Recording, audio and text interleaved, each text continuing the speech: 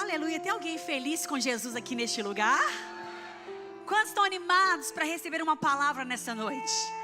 Então vira para alguém do teu lado e fala assim: ai, hoje Deus vai te quebrar.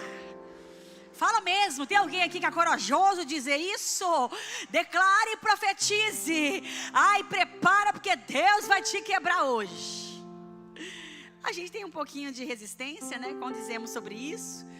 Mas primeiramente quero agradecer aos meus amigos queridos, pastor Diego, pastora Paty, minha grande amiga também. Privilégio de estar aqui com vocês. Já amo essa igreja, faz parte da minha jornada. E eu acredito que nós estamos pisando no ano de 2025, que está marcando um novo tempo para o teu ministério. Quem crê comigo? Levanta a tua mão em nome de Jesus.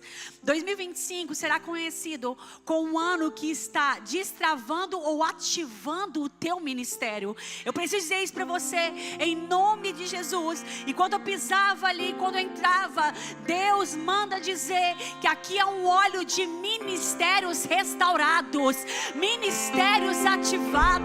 Talvez você está aqui ou está no online e você vem de momentos desafiadores, você vem com bagagens do Brasil, de frustrações ministeriais, de frustrações com pessoas. O que Deus manda dizer para você nessa noite: Ele te quebra, mas Ele te restaura. Ele te quebra, mas Ele não te deixa quebrado. Ele usa ferramentas que se chama frustração para te ensinar que Ele não tem dificuldade em recomeçar a tua história, que Ele não tem dificuldade em mostrar para você que sim, o homem errou com você, mas o que te faz permanecer em pé é o quanto Jesus te restaurou para uma jornada ministerial. Tem alguém comigo, pelo amor de Jesus? Eu sinto um óleo ministerial sendo derramado sobre essa igreja, pastor. Talvez agora a nossa bagagem de fala será: não nos falta mais obreiros para a grande seara. Eu declaro, eu profetizo que não vai faltar obreiros para ser ativados para 1.200 cadeiras deste lugar. Porque Deus não vai trazer uma pessoa de fora, Ele vai usar você, as suas habilidades, Ele vai usar a sua casa, a sua família. Tem alguém que está entendendo isso, pelo amor de Jesus? Só que você precisa entender que Ele te quebra, mas Ele te refaz. Você precisa entender que esse castelo de um evangelho incrível, perfeito, ele não existe. O porquê que nós não cumprimos a chamada ministerial, queridos, é porque nós pintamos uma imagem de evangelho que ela é perfeita. Tudo bem, Cristo é perfeito, mas pessoas são muito falhas. E talvez você veio para a América e você está aqui. Eu nem comecei a pregar, mas eu senti do Espírito Santo para dizer para você que você não vai ficar somente sentado, mas você vai operar. Porque a graça, a glória da segunda casa será maior do que a primeira. Deus hoje trouxe para a América para você carregar a frustração ministerial. Tem pessoas aqui, pastor, que já fez muito para Deus, já fez demais para Deus, mas onde está hoje? Está dizendo: eu não quero mais daquela intensidade, eu não quero mais, porque agora eu preciso trabalhar, agora eu preciso dar conta da minha família. Deus manda dizer para você: muda o teu discurso, porque você não veio aqui para trabalhar, você veio aqui para ser ativado ministerialmente. Se eu fosse você, cutucava pelo menos 3 vezes para ele: Deus está te chamando para a grande seara.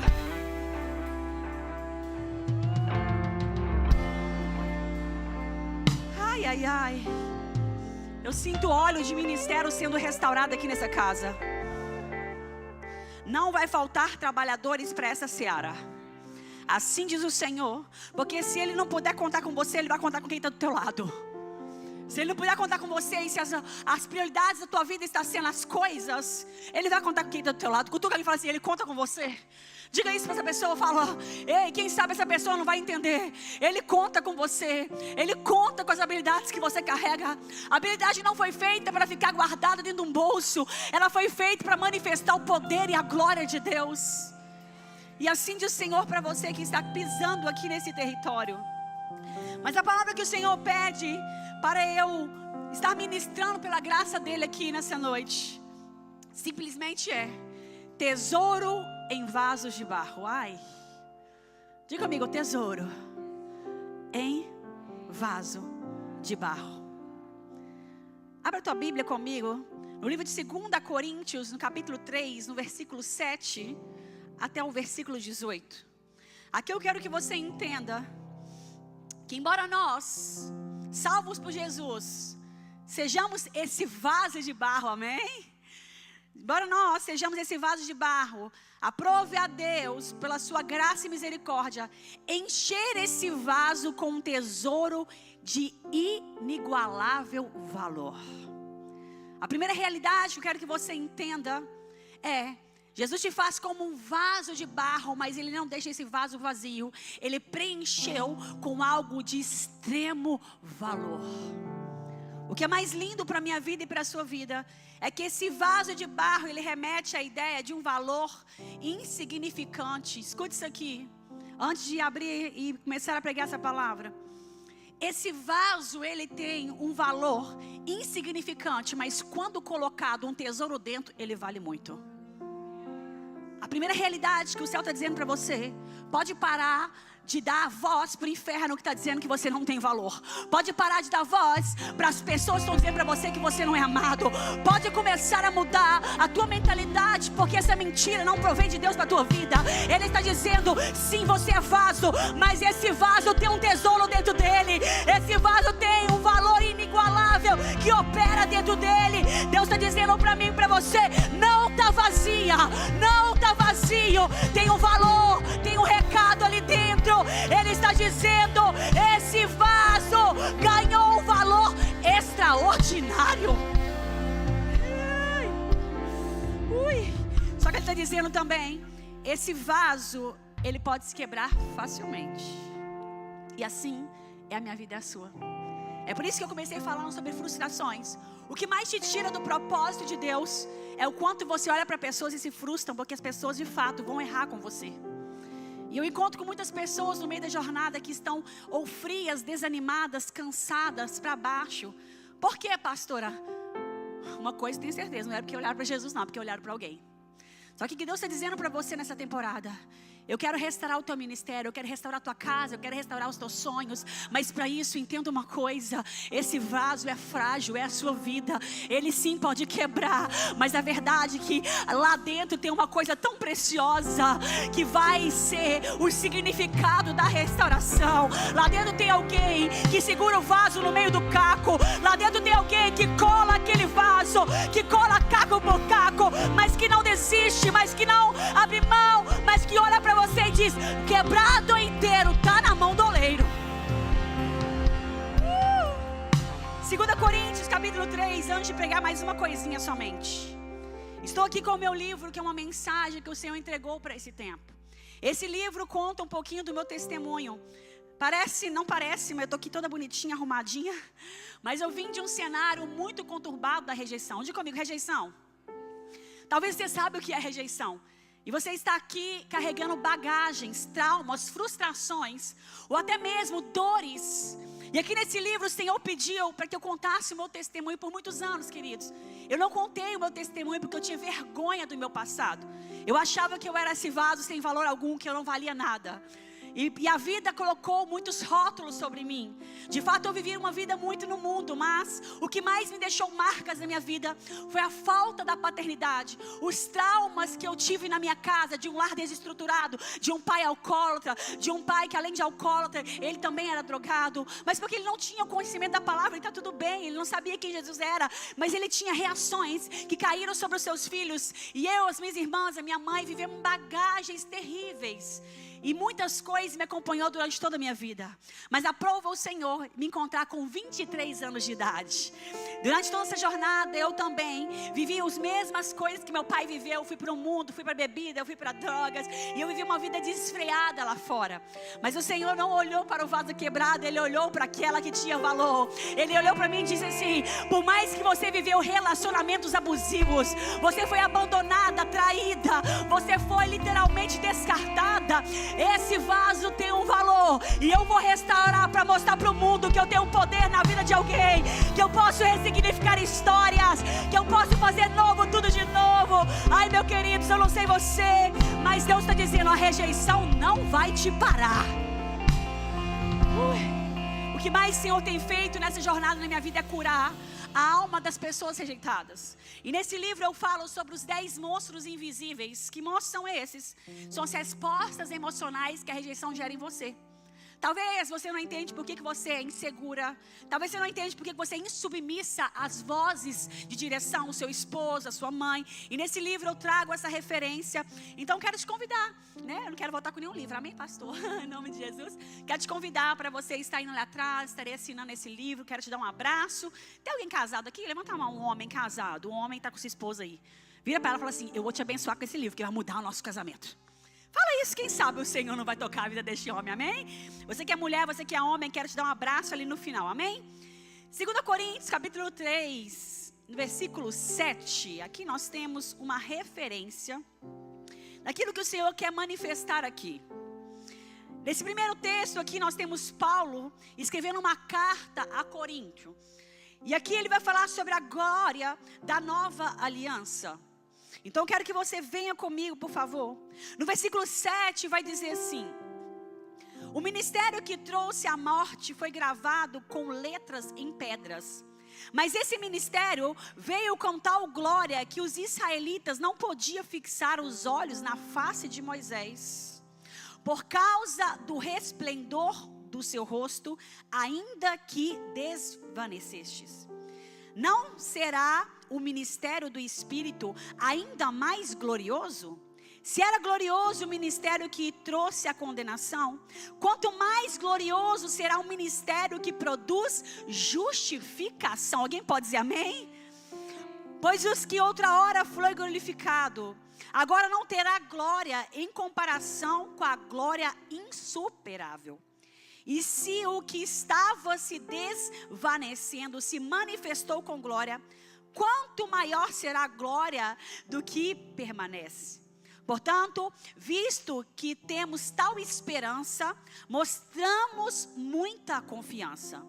Não somos como Moisés, que colocava um véu sobre a face para que os israelitas não contemplassem o resplendor que se desvanecia. Na verdade, a mente deles se fechou, pois até hoje o mesmo véu permanece quando é lida a antiga aliança. Não foi retirado porque é somente em Cristo que ele é removido. De fato, até o dia de hoje, quando Moisés é lido, um véu cobre os seus corações. Mas quando alguém se converte ao Senhor, o véu é retirado. Ai, tem alguém aqui, pelo amor de Deus? Ora, o Senhor é o Espírito, e onde está o Espírito do Senhor, ali há liberdade. E todos nós que com a face descobertas contemplamos a glória do Senhor, segundo a imagem estamos sendo transformados com glória cada vez maior, a qual vem do Senhor, que é o teu próprio Espírito. Alguém pode dizer amém comigo? Aqui nesse contexto nós entendemos que Paulo estava trazendo uma referência, ele estava trazendo um descortinar nos olhos daquela igreja. Nessa carta aqui de Paulo, de 2 Coríntios, a essa igreja de Corinto, eu entendo que ele veio com uma carta mesmo pastoral, que ele veio com um direcionamento de um pastor. Ele vem instruir aquela igreja a dizer: ei, entenda uma coisa, hoje nós não estamos mais debaixo da lei de Moisés, a ponto de Moisés ter que tampar o seu rosto, porque a glória era tão grande que ninguém poderia suportar tamanha de glória. Mas hoje nós estamos na nova lei. Ei, abra os teus olhos, igreja, nós estamos na nova lei. Ele está dizendo: agora não há mais véu, agora não há mais cegueira, agora não há mais nada. Como é que vocês não estão entendendo que nós não temos mais intermediador, nós não teremos mais alguém falando por nós, nós não teremos mais que esconder da glória? Agora ela está repleta, agora ela está aí, agora ela está diante a você. Ele está dizendo: ei, essa glória está nos transformando cada vez mais, e essa glória é o Espírito Santo de Deus. Aqui eu entendo que ele estava trazendo essa mudança de mentalidade para aquela igreja. Talvez nós somos assim, não compreendemos o poder real de Jesus na cruz em favor da minha vida e da sua vida. E aí nesse texto vai falar sobre o tesouro em vasos de barro. Vem comigo no capítulo 4, você vai entender um pouquinho melhor sobre isso no versículo 1. Portanto, Visto que temos esse ministério pela misericórdia, que ministério é esse, pastora? Da nova aliança. Então, tendo visto que temos este ministério pela misericórdia, que nos foi dada pelo Senhor, não desanimamos. Antes, renunciamos aos procedimentos secretos e vergonhosos. Não usamos de engano, nem torcemos a palavra de Deus. Ao contrário, igreja, mediante a clara exposição da verdade, recomendamos a nossa consciência de todos nós diante de Deus. Versículo 3. Mas se o nosso evangelho está encoberto para os que estão perecendo, sim, ele está encoberto. O Deus aqui minúsculo, Deus deste tempo, o Deus dessa era, cegou o entendimento dos descrentes, para que não vejam a luz do evangelho da glória de Cristo, que é a imagem de Deus. Mas não pregamos a nós mesmos, amém, gente? Não pregamos a nós mesmos, mas a Cristo, o Senhor, é a nós como escravos de vocês, por causa de Jesus. Nós pregamos Jesus, é por causa dele, pois Deus que disse: das trevas resplandecem a luz, ele mesmo brilhou em nossos corações, para a iluminação do conhecimento da glória de Deus na face de Cristo. Ei, aqui nesse texto nós temos 4 temas principais. Esse primeiro tema é você entender que o brilho da luz, ele vai estabelecer em meio às trevas. Talvez você está achando que você vai viver somente no meio da luz. Ei, quebra esse castelo. Deus vai te plantar no meio das trevas. Deus vai te colocar nesse cenário desafiador. Ei, se parou para pensar que Paulo andava em lugares desafiadores? Ele não só andava no meio dos crentes, ele não só andava no meio de gente que era cheia do Espírito Santo. Ele estava falando para uma igreja de Corinto, que era uma igreja que estava se perdendo, estava se desvanecendo, estava perdendo as suas forças. É por isso que ele disse: ei, pela misericórdia, não desanime. Sabe o que ele está dizendo para mim e para você aqui, meu querido, nessa noite? Ei, os desafios serão gigantes, os desafios serão tão turbulentos, mas entenda uma coisa: a palavra que vai liberar a tua vida em 2025, não desanime, porque o Senhor está sustentando as tuas mãos, o Senhor está sustentando o teu ministério, e Ele vai dizer: você vai levar a luz para brilhar em meio às trevas. Essa é a primeira realidade. Não faz sentido para a gente se nós não fizermos a diferença em meio às trevas. Aqui, Paulo estava dizendo: ei, eu posso estar no meio das trevas, mas a luz vai resplandecer além de mim, de você. Será que essa é uma realidade da nossa vida? Talvez a nossa maior dificuldade, de fato, é a gente não se corromper no meio de lugares tão desafiadores e escuros. Mas a palavra de Deus para mim e para você é: não desanime, porque o que você está fazendo vai separar um lugar celestial para a tua vida. Porque aqui toda renúncia, ela vai dar para você uma palavra de vida. Então aqui no versículo 7 vai dizer: mas temos esse tesouro em vasos de barro, para mostrar que esse poder de Deus não tem nada a ver com nós, mas tudo provém dele.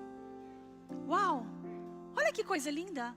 A segunda realidade que você precisa entender: nós somos vaso e não um tesouro.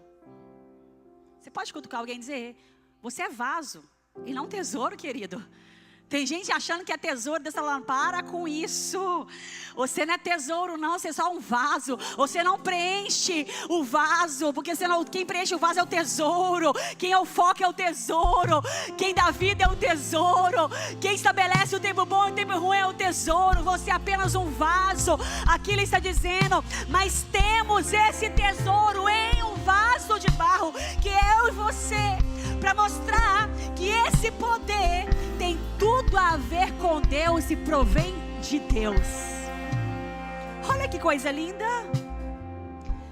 E quando ele está dizendo isso, ele quer que você compreenda uma realidade. Ele está dizendo: se esse vaso está vazio e não tem um tesouro, realmente nada ele vale. Quando ele diz sobre a lei de Moisés, e falou que até hoje eles continuam fazendo as mesmas práticas, quando ainda abre a lei, estão no mesmo jeito, não entenderam o poder do Espírito. Ele estava dizendo: é apenas um vaso. Mas quando o vaso, ele tem espaço, ele tem a disposição de deixar o tesouro ficar lá dentro, o vaso pode estar quebrado ou rachado, o tesouro é quem vai restaurar. E aqui a realidade é essa. Ele está dizendo para aquela igreja: ei, provém de Deus e é de Deus e não de nós. Então no versículo 8 continua dizendo: de todos os lados somos pressionados.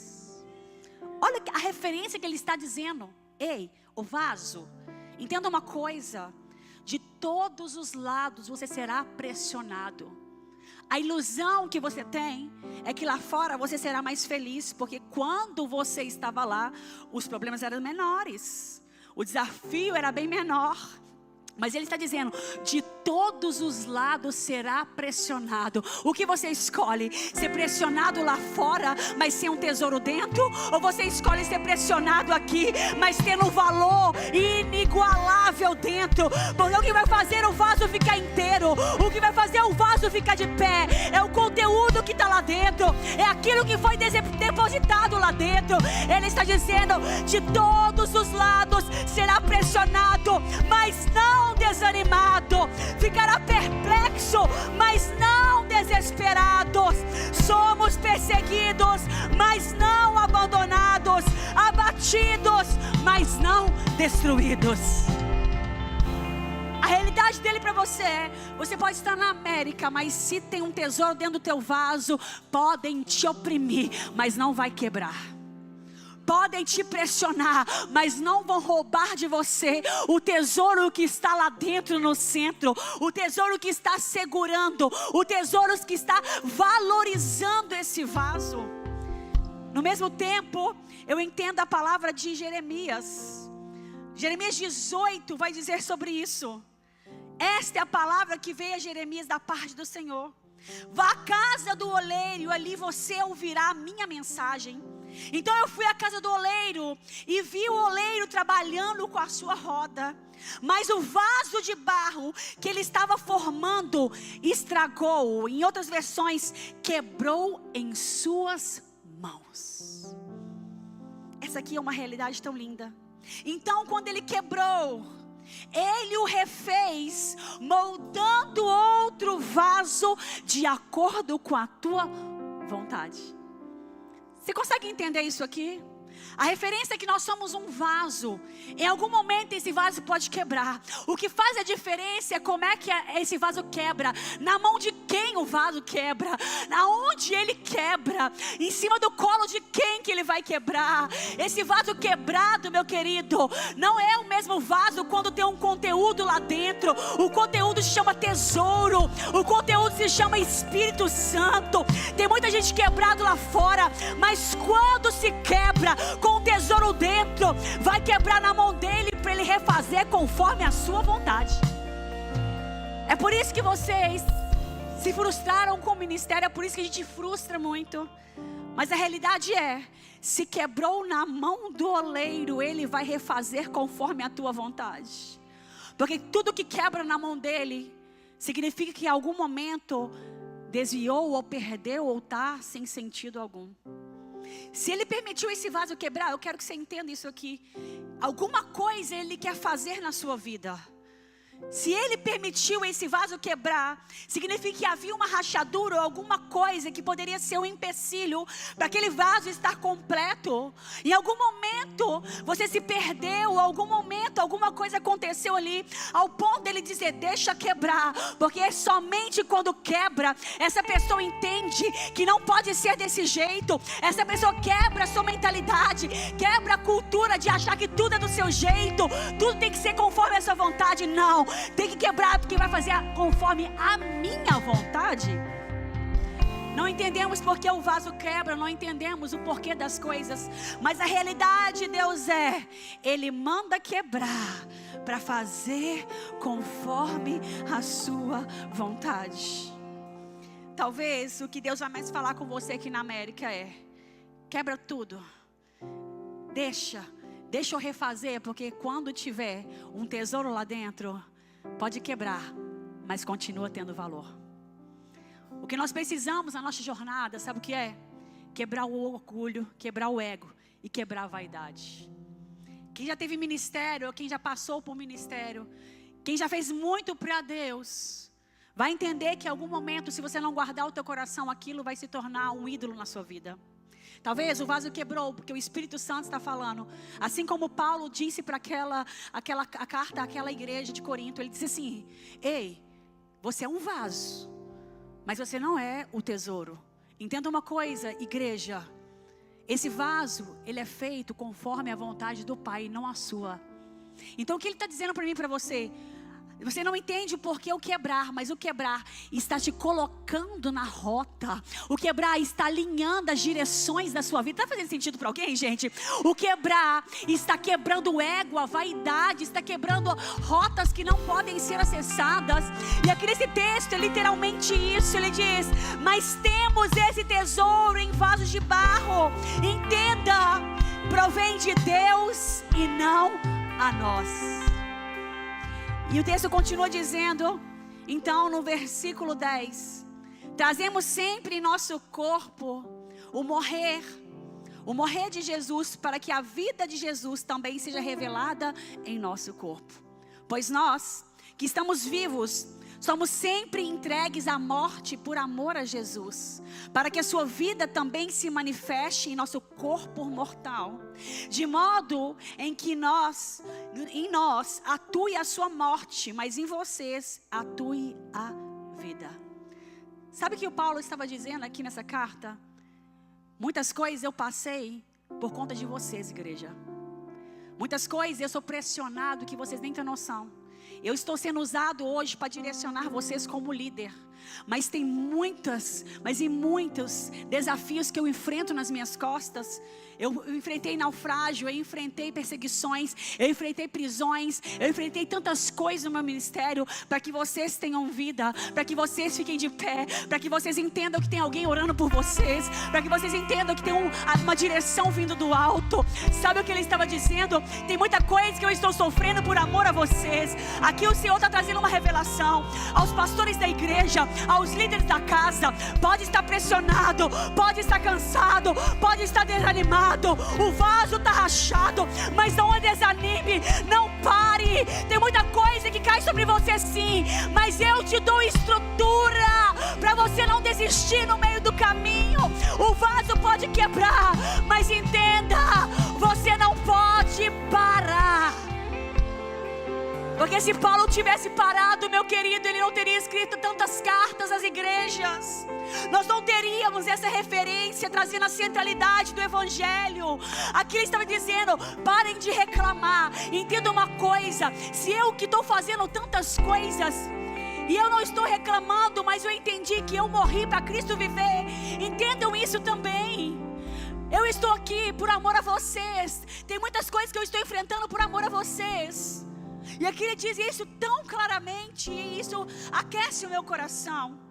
Então ele diz no versículo 13, está escrito: cri, por isso falei. Com esse mesmo espírito de fé, nós também cremos e por isso falamos. Porque sabemos que aquele que ressuscitou o Senhor Jesus dentre os mortos, também nos ressuscitará com Jesus e nos apresentará com vocês. Tudo isso é para o bem de vocês, para que a graça que está alcançando um número cada vez maior de pessoas faça que transbordem as ações de graças para a glória de Deus. E no versículo 16, para terminar: por isso, igreja de Coríntios, por isso, igreja de Deerfield, O Senhor está dizendo, é por isso, é porque tem alguém sofrendo em amor a Cristo, é que tem alguém que entendeu a mensagem, é que tem alguém que entendeu que é vaso, que vai quebrar, que vai sair do controle, que às vezes vai dar tudo errado, é porque alguém entendeu. Por isso, não desanime. Tem muita gente, pastor, desanimando por coisa pequena demais. E aqui o Senhor está dizendo para você, o que você decide na tua vida? Cumprir uma missão ou sonhar só os teus sonhos? Aqui Ele está dizendo, por isso, não desanime. Olha o que Paulo vai dizer. Vem comigo aqui. Por isso, não desanime. Embora exteriormente estejamos a desgastar-nos, interiormente estamos sendo renovados dia após dia, pois os nossos sofrimentos leves e momentâneos estão produzindo para nós uma glória eterna que pesa mais do que tudo isso que estamos passando. Assim, igreja Deerfield, assim fixamos os nossos olhos não naquilo que se vê, mas no que não se vê. Pois o que se vê é transitório, mas o que não se vê é eterno. Sabe o que o céu está dizendo para você? Você precisa enxergar a glória no meio do sofrimento. Talvez o que a gente precisa dizer para esse tempo é: Senhor, fixa os meus olhos em Ti. Se você parar para reparar, os nossos maiores fracassos e quedas é porque nós erramos o ponto-alvo do nosso olhar. É porque nós erramos para onde nós deveríamos olhar. E aqui, se você entender que o vaso de barro, ele vai quebrar em algum momento, você já está humilde e receptivo para entender que Ele vai fazer conforme a vontade dEle. Mas tem muita gente que não quer passar pela quebra, não quer passar pelo desafio, não quer passar pelas podas. A Bíblia vai dizer em João capítulo 15, que sim, Ele vai podar, faz parte do processo dele, mas Ele poda para que dê mais frutos ainda. Ele sabe qual é a intenção a qual Ele está fazendo, Ele sabe qual é a estratégia que Ele está usando, Ele sabe o porquê Ele está fazendo o vaso quebrar, Ele sabe o porquê da poda. Só que nós, como filhos mimados, dizemos: ai, eu não quero mais, ai, eu não vou mais, ai, eu não toco mais, ai, falaram mal de mim, ai, eu não quero mais envelhecer. Na verdade, é porque você sonha tanto com você, que você não entendeu os sofrimentos por amor a Cristo. Porque não é fácil, não é fácil. E Paulo está dizendo: ei, igreja de Coríntios, não desanime. Olha a palavra, olha isso aqui. Quem é mãe, sabe o que eu estou dizendo? Quem é pai, quem lidera a igreja, quem é líder, sabe o que eu estou dizendo? Paulo estava falando: ei, embora está todo mundo achando que você está forte, mas você está cansado. Embora você fique colocando essa máscara para dizer que você está bem, mas você está todo estrupiado, arregaçado. Ele está dizendo: continue. Ei, vire para alguém e fala: continue aí. Vire para alguém e fala: continue. Ele está dizendo: continue. Ele está dizendo: continue. Não abra mão, continue. Embora você está desgastado, eu estou te renovando dia após dia. Qual é o nosso maior problema, igreja? É não estar preparados para o sofrimento de Cristo. Queremos sempre uma mensagem para cima, é maravilhoso, mas a mensagem que mais nos alinha é a mensagem da centralidade do Evangelho. Nós temos e nós viveremos e morreremos para a glória de Deus, não para a nossa. Aqui Paulo estava dizendo: vocês não têm noção do que eu já passei no meu ministério.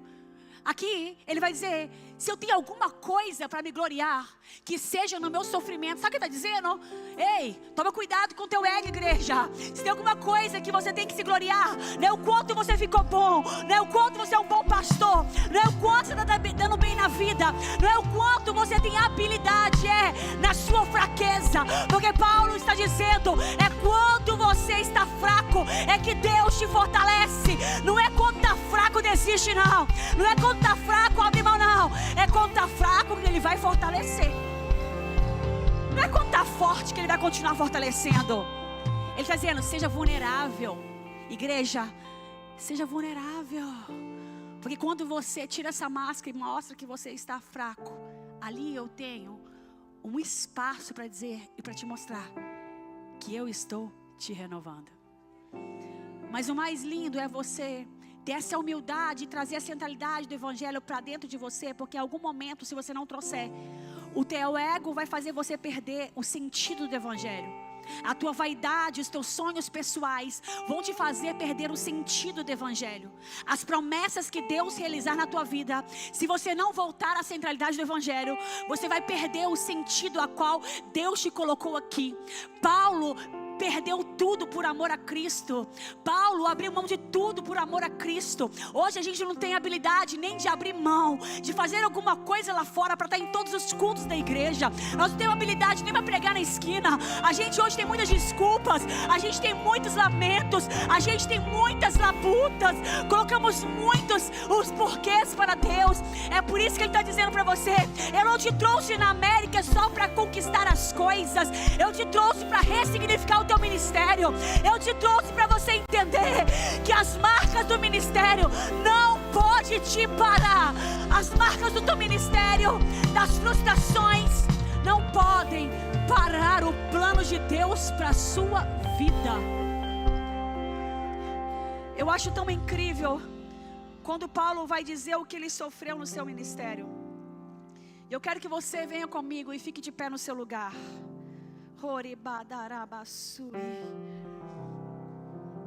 Sabe o que Deus está dizendo para mim e para você?